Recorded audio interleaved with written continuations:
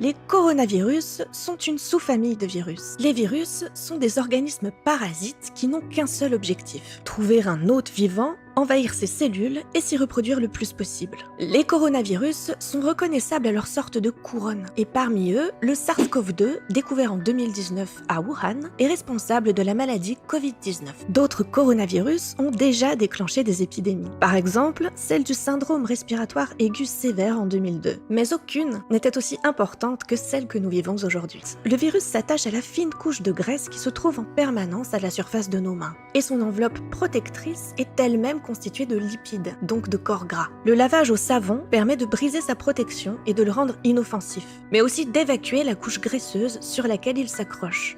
La réponse immunitaire vise à détruire les cellules infectées. Le problème, c'est que dans l'urgence, les agents chargés de cette épuration peuvent aussi être désorientés par le virus, qui va alors les inciter à se détruire entre eux ou à également détruire des cellules saines. C'est un peu comme si, dans une guerre, certains soldats se mettaient subitement à donner des coups d'épée au hasard, tranchant parfois la tête d'un ennemi, mais parfois la tête d'un ami. Quand les cellules défensives des poumons ont été massacrées, le virus s'attaque alors directement aux alvéoles pulmonaires. C'est ce qui déclenche des cas de pneumonie sévère et des détresses respiratoires terribles. Il faut alors une assistance médicale pour oxygéner le corps, trop fragile pour y parvenir seul, et parfois plonger le patient dans un coma artificiel. Du liquide inflammatoire peut se déverser dans les alvéoles, et toutes les défenses peuvent sauter et laisser place à des bactéries qui provoquent une infection supplémentaire. À ce stade, difficile d'imaginer s'en sortir vivant.